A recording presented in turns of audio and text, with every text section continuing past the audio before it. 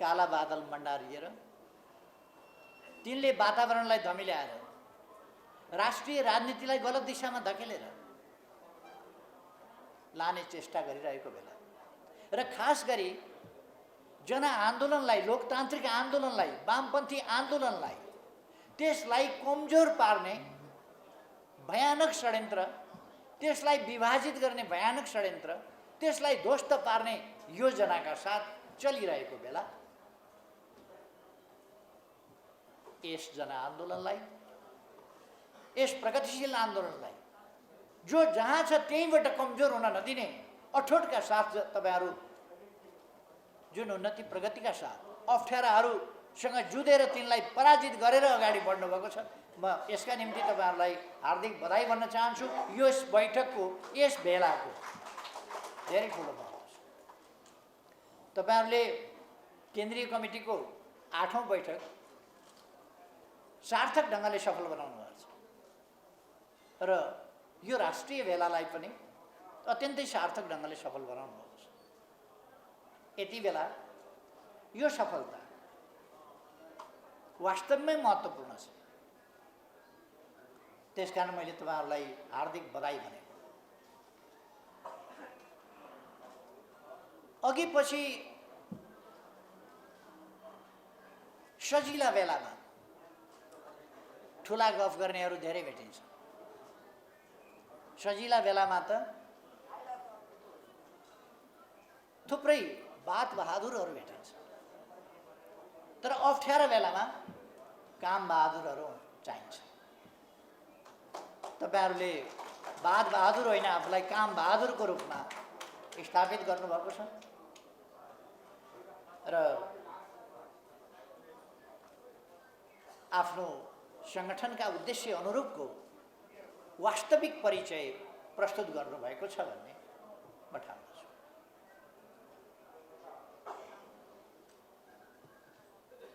तपाईहरूले कर्मचारी सङ्गठनका आवश्यकता, कर्मचारीहरूले आधिकारिक ट्रेड युनियन मार्फत खेल्नुपर्ने भूमिका, त्यो भूमिकालाई कसरी प्रभावकारी बनाउन सकिन्छ आजको आवश्यकता अनुसार, तपाईहरूको सङ्गठनको उद्देश्य अनुसार कसरी प्रभावकारी बनाउन सकिन्छ भनेर तपाईहरूले जुन प्रतिनिधित्वको व्यवस्था गर्नुभएको छ त्यो धेरै महत्त्वपूर्ण छ। म तपाईहरूलाई त्यसका निम्ति पनि बधाई भन्न चाहन्छु। सङ्गठनले जो साथीहरूलाई छानेर त्यहाँ पठाउनु भएको छ, कति 10 जना कति पठाउनु पर्छ? 11 जना, 10 जना नयाँ, सबै साथीहरूलाई म बधाई भन्न चाहन्छु। अहिले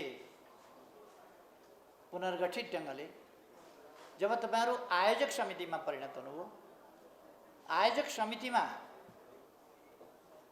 पदाधिकारीदेखि लिएर सम्पूर्ण आयोजक समितिका सदस्यहरू तपाईहरूले अत्यन्त महत्त्वपूर्ण जिम्मेवारी पाउनु भएको छ। यस चुनौतीपूर्ण घडी चुनौतीपूर्ण छ। तपाईहरूको सक्रियता हिजोभन्दा डबल आवश्यकता छ। आज हिजोभन्दा बढी मात्रै होइन, 2 गुणा बढी कमसेकम तपाईहरूको सक्रियता आवश्यक छ। आज तपाईहरूलाई भत्काउन, फुटाउन, विभाजित गर्न, चुन्न, कमजोर बनाउन, मनोबल टुटाउन, अल्मल्याउन अनेक शक्तिहरू, कोही अनेक प्रकारका अनुचित अस्त्रहरूका त्रासहरू फैलाएर राज्य सत्ताको दुरुपयोग गर्ने धम्की दिएर अथवा कहिले त्यस्तो साँच्चै गरेर पनि राज्य सत्ताको दुरुपयोग गरेर अपायिक ठाउँमा अनावश्यक ढङ्गले दुःख दिने नियतका साथ सरुवा गर्ने, बढुवा जस्ता कुराहरूमा भेदभाव, पक्षपात गर्ने जस्ता कुराहरूका दागधक्कु पनि तपाईहरूलाई दिइएको छ। सँगसँगै त्यस्ता कुराहरूको शिकार बनाउन पनि थालिएको छ। अहिले नै कर्मचारीहरू सरुवा भइसकेका छन्। यस्ता कुराहरूसँग तपाईहरूले सामना गर्नुपर्ने छ र म याद दिलाउन चाहन्छु, यस सङ्घर्षको मैदानमा यस आन्दोलनका क्रममा निजामती कर्मचारीहरूले आजको यो सङ्गठन गर्ने अधिकार र सङ्गठनात्मक यो हैसियत र सङ्गठनको यो अधिकार कुनै किस्तीमा राखेर कसैले दान दिएर पाएको होइन, तपाईहरूको सङ्घर्षबाट प्राप्त भएको। लोकतन्त्र आएको थियो र पायो नि भनेर कसैले भन्न सक्छ। लोकतन्त्र आफै आएको पनि होइन, कसैले ल्याइदिएर तपाईहरूलाई लोकतन्त्र दिएको होइन। लोकतन्त्रको लडाइँमा तपाईहरू अग्रभागमा हुनुहुन्थ्यो। त्यसकारण यो तपाईहरूको सङ्घर्षको प्रतिफल। जसरी जनता, समग्र जनता आन्दोलनमा छ, त्यसै गरी तपाईहरू पनि आन्दोलनमा हुनुहुन्थ्यो। तपाईहरूको योगदान छ। त्यसकारण यो लोकतन्त्र, यो सङ्गठनात्मक अधिकार र सङ्गठनको अधिकार र यो हैसियत तपाईहरूले आफ्ना मेहनतबाट, सङ्घर्षबाट, बलिदानबाट प्राप्त गर्नुभएको छ। म त्यसको प्रशंसा गर्न चाहन्छु। मैले लामो बोल्दिनँ आज, अर्को कार्यक्रममा गइहाल्नुपर्ने छ। फेरि मलाई लाग्छ मैले धेरै लामो बोल्नुपर्ने नै छैन। यहाँ थुप्रो नेताहरूले बोलिसक्नु भएको छ। महासचिवले पनि म आइपुग्दै बोली सिद्ध्याएर उहाँ हिँड्नुभएको छ। सबै पक्षबाट कुराहरू आइसकेका छन् भन्ने मलाई लाग्छ। त्यसकारण मैले धेरै कुरा भन्नु छैन। एक दुईवटा कुरा मात्रै के भन्न चाहन्छु भने, तपाईहरू राष्ट्रसेवक हो। तपाईहरूले पारित गर्नुपर्ने, बेलाबाट पारित गर्नुपर्ने प्रस्तावहरू, थुप्रै प्रस्तावहरू पारित गरिसक्नुभयो कि बाँकी छ? अब पढ्न बाँकी छ। प्रस्तावहरू तयार गरेको मैले हेरेँ। ती प्रस्तावहरू अत्यन्तै उपयुक्त छन्, समग्रतालाई समेटेको छ। नियतमा चल्ने होइन, नीतिमा चल्ने। सेवा उपलब्ध गराउँदा, सरकारको काम गर्दा, जनतालाई सेवा उपलब्ध गराउँदा हामी राष्ट्रसेवकहरूले, जनसेवकहरूले नियतबाट निर्देशित होइन, नीतिबाट निर्देशित हुनुपर्दछ, कर्तव्यबाट निर्देशित हुनुपर्दछ, नियम कानुनबाट निर्देशित हुनुपर्दछ। त्यो कुरा हामीले भन्नु हुँदैन। म प्रधानमन्त्री छँदै अलिक अगाडि नेपालको दोस्रो ठुलो पार्टीले एक थरी कर्मचारीहरू भेला गर्यो र त्यहाँ एकपछि अर्को नेताको निर्देशन के गयो भने सरकारलाई असहयोग गर्नु भनेर निर्देशन गयो। म छक्क परेँ। एउटा देशका नेताले कर्मचारीलाई सरकारलाई असहयोग गर्नु भन्ने निर्देशन कसरी दिन्छ?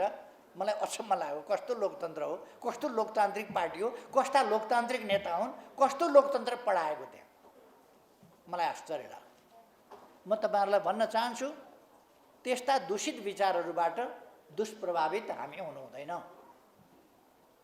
हाम्रो काम देशको सेवा गर्ने हो, जनताको सेवा गर्ने हो, कर्तव्यनिष्ठ भएर सेवा गर्ने हो।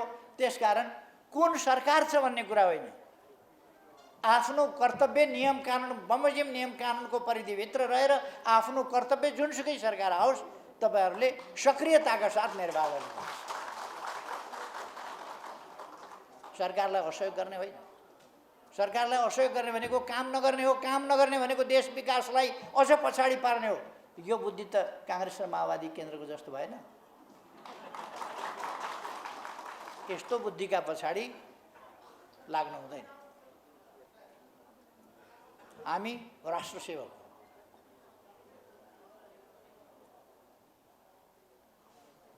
तपाईहरू आफूलाई राष्ट्रसेवक भन्नुहुन्छ र राष्ट्रसेवकको हैसियतले तपाईहरूले कुन पार्टीको सदस्य भनेर सेवा प्रवाह गर्ने होइन। उसले प्राप्त गर्ने सेवा उसको अधिकारको कुरा हो। त्यो सेवा उसलाई उपलब्ध गराउनु तपाईहरूको कर्तव्य हो। सेवाग्राहीको सेवा प्राप्त गर्ने अधिकार र राष्ट्रसेवकहरूको सेवा उपलब्ध गराउने कर्तव्य, यस कुराबाट हामी तलमाथि हुनु हुँदैन भन्ने कुरा विचार गर्नुपर्छ। यो कहिल्यै पनि हामी तलमाथि हुनु हुँदैन। तपाईहरूको काँधमा बहुत गहन जिम्मेवारी छ। देशमा अझै पनि भ्रष्टाचार छ। देखे कारबाही गर्ने, नदेखे त फेरि नदेखेको त अब एकदम राम्रै शुद्धै भइगयो।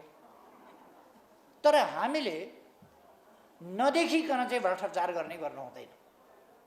हामी स्वच्छताको प्रतीक हुनुपर्दछ, स्वच्छताको उदाहरण हुनुपर्दछ, भ्रष्टाचार विरोधको उदाहरण हुनुपर्दछ र आफू पनि भ्रष्टाचार गर्न नदिने, आफू पनि नगर्ने, अरूलाई पनि गर्न नदिने नीति अवलम्बन गर्नुपर्छ। मैले प्रधानमन्त्री छँदा, प्रधानमन्त्री भएकै दिन घोषणा गरेको थिएँ, म आफू पनि भ्रष्टाचार गर्दिनँ, अरूलाई पनि भ्रष्टाचार गर्न दिन्न। त्यसले भ्रष्टाचारीहरूको मनमा ढ्याङ्ग्रो ठोक्यो। उनीहरूले सबै उस्तै त हुन् नि भनेर कहिले के नाममा उछालेको छ, कहिले के नाममा उछालेको छ, हिलो छापेको छ, यस प्रकारका दुष्प्रचारहरू सबै उस्तै त हुन् नि, तिनले भ्रष्टाचार गरे पनि उस्तै त हो नि भन्ने पार्नका लागि त्यो सब हल्ला चलायो।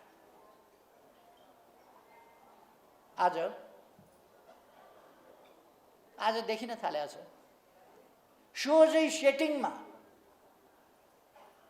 कसलाई भन्सार छुट दिने, कसलाई भन्सार नदिने, के गर्ने कसो गर्ने भन्ने यो अरबौंको खेल भइसक्यो। कसरी यति बेर यो बीचमा आएर करका दरहरू यत्रो ठुलो ढङ्गले देशलाई अरबौं मात्रै होइन यो खरबौंको तल माथि पर्ने गरी कसरी हेरफेर गरी सबै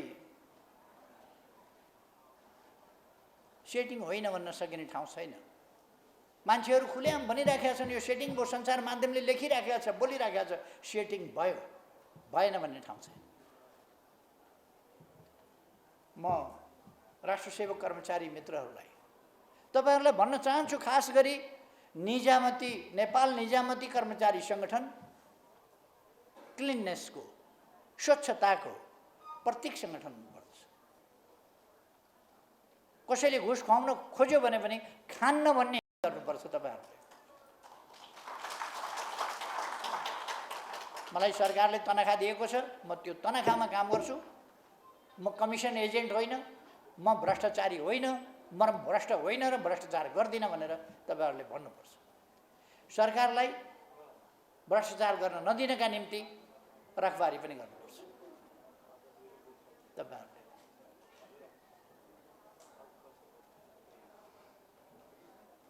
तपाईहरु अब लोकतन्त्र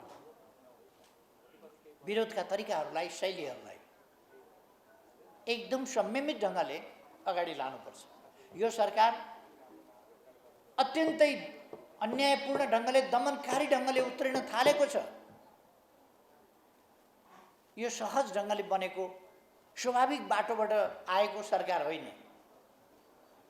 यो जनताबाट निर्वाचित भएर आएको सरकार होइन।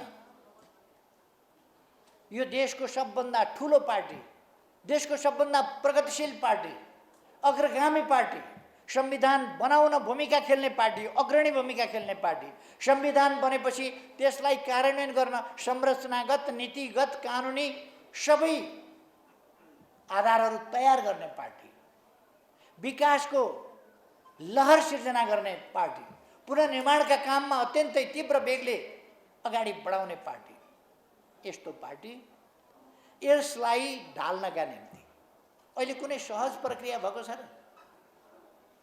भन्नुस् त 5 पार्टी अरे, 5 पार्टी जनादेश छ, कोही एक्सिड भएको छ, 5 पार्टी, कोही अवैध ढंगले दर्ता भएको छ। हामीले साउन 25 गते निकालेका मान्छेहरू सांसद भनेर, केन्द्रीय सदस्य भनेर दर्ता गरेर लगेका छ। निर्वाचन आयोग तमासा गर्छ, सभामुखको मर्यादा नराखेर तमासा गर्छन्। यस विषयमा म अहिले जान चाहन्न धेरै, तर यो सरकार स्वाभाविक ढंगले आएको होइन। यो बडो विचित्र ढंगले असंवैधानिक ढङ्गले सरकार जन्मिने ठाउँमा होइन, यो अनौठो ढङ्गले परमादेशबाट आयो। संसदबाट प्रधानमन्त्री छानिएन, प्रधानमन्त्री नियुक्त हुने रीत पुगेर होइन, परमादेशबाट प्रधानमन्त्री छानियो, परमादेशबाट सरकार बन्यो। र यो अस्वाभाविक ढङ्गले अस्वाभाविक उद्देश्यका साथ त्यसका लागि बनेको सरकार, त्यस कुरालाई हामीले एका राख्नुपर्छ। र यो अत्यन्तै गैर जिम्मेवार, यो जनताप्रति उत्तरदायी सरकार होइन, गैर जिम्मेवार। फेरि जनताका बिचमा जानुपर्छ भन्ने चुनाव भनेपछि अस्ति नै देख्नु भएन तपाईँहरूले? चुनाव भनेपछि त प्रतिगमन भनेर कराएको देख्नु भएन? थरथर काम्दै डराउँदै चुनाव प्रतिगमन हुन्छ त अब के? अब 1 वर्षपछि प्रतिगमनै हुने भयो त देशमा। अब 1 वर्षपछि त चुनाव गर्नुपर्छ, 14 महिनापछि। 14 महिनापछि त अनिवार्य चुनाव गर्नुपर्छ। के देश अनिवार्य रूपमा प्रतिगमनमा जाने भयो त चुनाव हुँदा? जनादेश आउँदा चुनाव प्रतिगमन हुने भयो? संविधान मिचिने भयो त? कस्तो शासन खोजेका छन् यी तानाशाहहरूले? चुनाव टाल्ने खाल। तर कुनै पनि हिसाबले चुनाव नगराएर धर छैन। चुनाव गराउन यिनीहरू बाध्य छन्। तपाईँहरूलाई अलिक दुःख कष्ट यस बिचमा दिन सक्छन्। धेरै चिन्ता नगर्नुहोस्। 14 महिनामा चुनाव हुन्छ, 15 महिनामा सरकार बन्छ। यी कता हराउँछन्, कता बिलाउँछन्।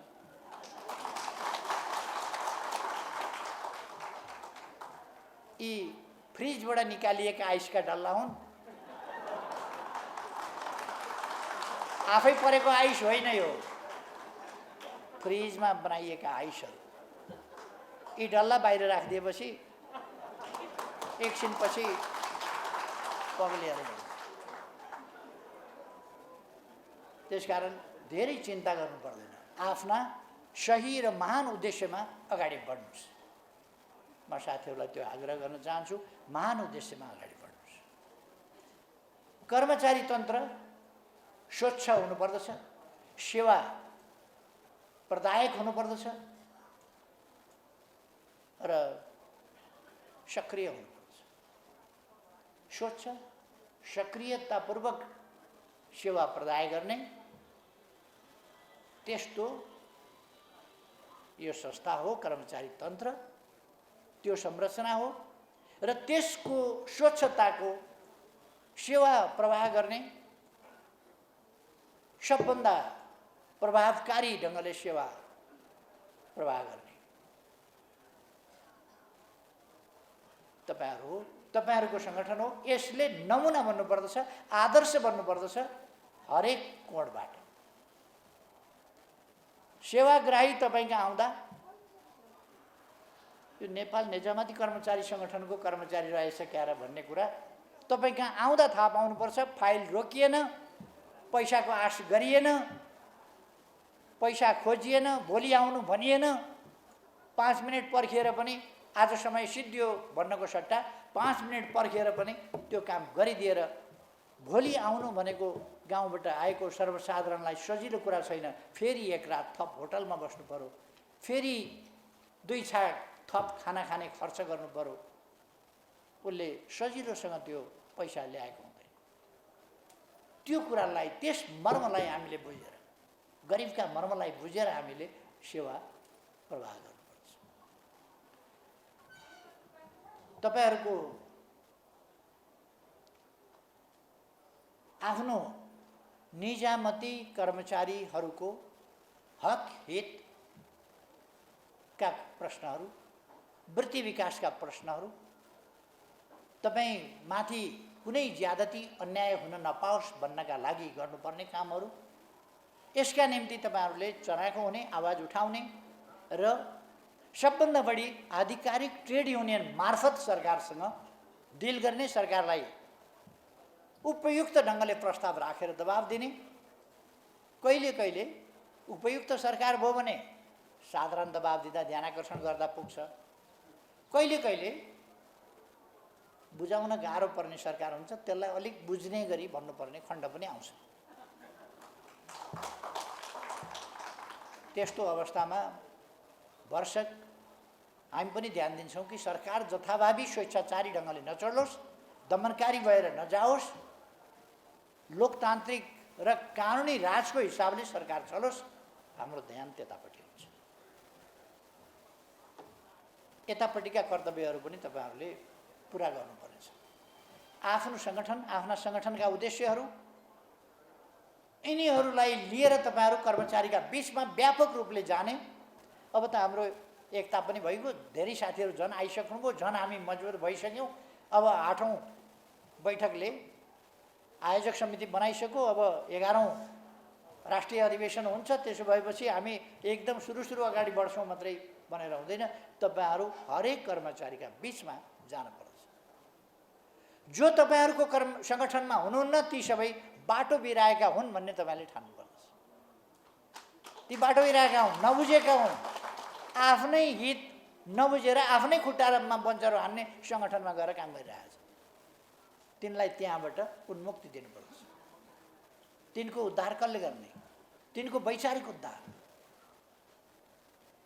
धेरै प्रकारका रेस्क्यु हुन्छन् नि, तिनको वैचारिक रेस्क्यु, त्यो उद्धार चाहिँ तपाईँहरूको सङ्गठनले गर्नुपर्छ।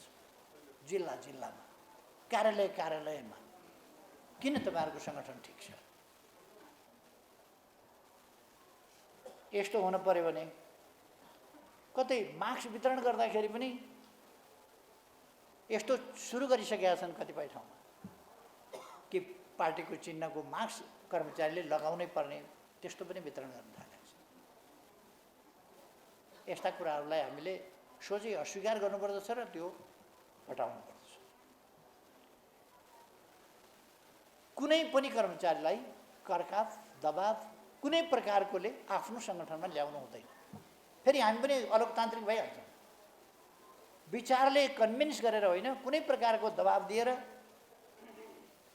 हुनसक्छ कुनै ठाउँमा हामीभन्दा मातहतमा कुनै कर्मचारी होला, त्यसो भने उसलाई दबाव दिने जस्ता खालको कामहरू हुनु हुँदैन। दबावबाट होइन, स्वेच्छाको विषय बनाउनुपर्छ। हाम्रो सङ्गठनमा प्रवेश गर्ने कुरा, सरिक हुने कुरा, सङ्गठित हुने कुरा छनौटको विषय हुनुपर्दछ। कर्मचारीहरू छनौटको विषय, रोजाइको विषय हुनुपर्दछ। हाम्रा विचार, हाम्रा व्यवहारहरूले, हाम्रा महान उद्देश्यहरूले ती उद्देश्य, विचार र व्यवहारबाट आकर्षित गरेर नै हामीले उनीहरूलाई सङ्गठित गर्नुपर्छ। तपाईँहरूको उच्च मनोबल देखेर मलाई खुसी लागेको छ। यसले तपाईँहरूलाई सफलतातिर डोर्याउँछ, पुर्याउँछ भन्ने मैले ठानेको छु। र मैले अघि नै भने तपाईँहरूले 10औं राष्ट्रिय अधिवेशनबाट निर्वाचित केन्द्रीय कमिटीलाई अब महाधिवेशन आयोजक कमिटीमा परिणत गर्नुभएको छ।